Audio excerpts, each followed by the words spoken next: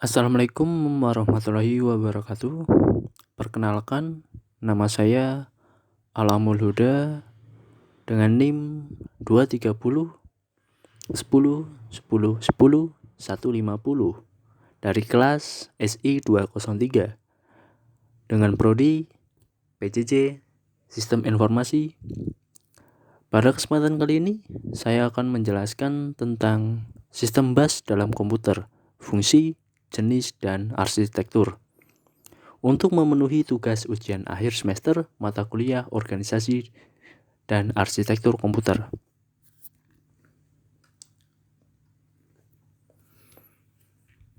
Pertama-tama, mari kita mulai dengan definisi sistem bus dalam komputer. Bus adalah saluran yang menghubungkan mikroprosesor dengan komponen lainnya dalam sistem komputer. Melalui bus inilah mikroprosesor bisa menerima dan mengirimkan data. Ada 3 jenis utama bus yang kita gunakan dalam sistem komputer. Yang pertama, data bus.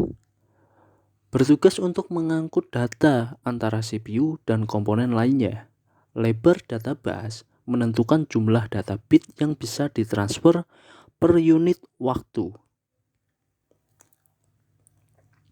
Yang kedua, address bus. Bertugas untuk membawa alamat dari mikroprosesor ke komponen lainnya.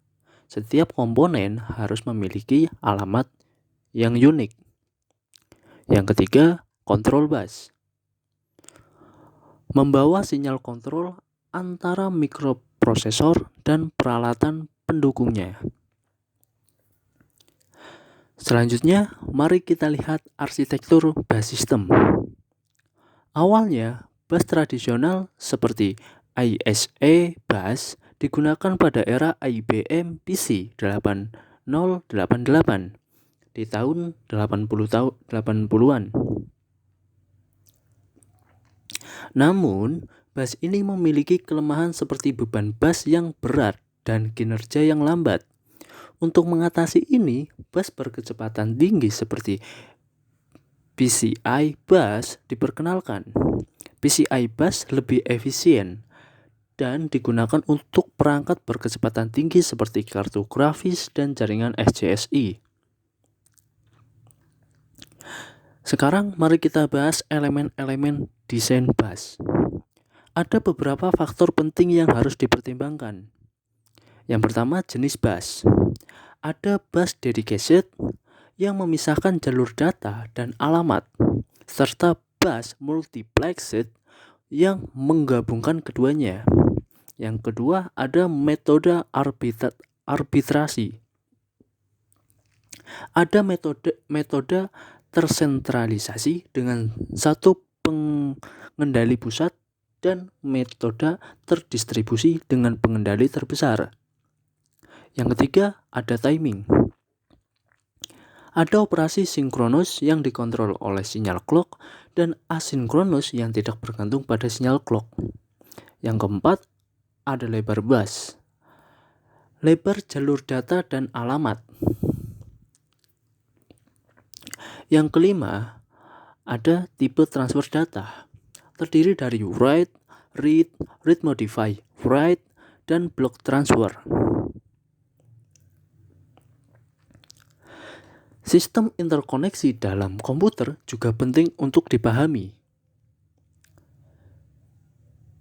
Jenis-jenis interkoneksi termasuk CPU interconnection, memory interconnection, dan input-output interconnection. Transfer data bisa terjadi antara CPU dan memori, CPU dan input-output, atau input-output dan memori melalui operasi DMA. Komponen-komponen komputer yang terlibat dalam sistem bus termasuk register seperti MAR, MBR, input-output AR, dan input-output BR, serta modul input-output yang mengatur data dari perangkat eksternal ke CPU dan sebaliknya. Selanjutnya, kita akan membahas siklus instruksi yang terdiri dari 3 siklus utama, yaitu fetch cycle, execute cycle, dan interrupt cycle.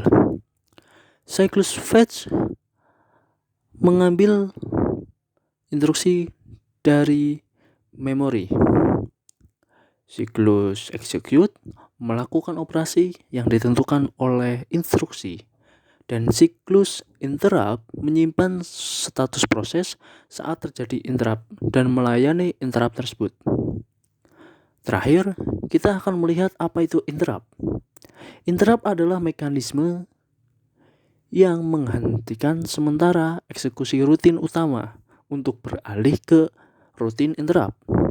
Ini penting untuk manajemen pengeksekusian rutin instruksi agar lebih efektif dan efisien. Untuk contoh kasusnya, sebagai contoh, ketika CPU perlu membaca data dari memori, alamat data akan dikirim melalui address bus dan data akan dikirim kembali melalui data bus. Sinyal kontrol yang mengatur operasi ini akan dikirim melalui control bus.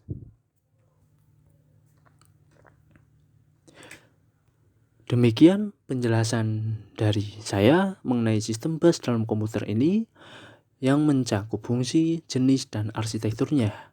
Semoga penjelasan dari saya ini dapat membantu teman-teman semua untuk lebih memahami konsep penting dalam arsitektur komputer. Terima kasih. Wassalamualaikum warahmatullahi wabarakatuh.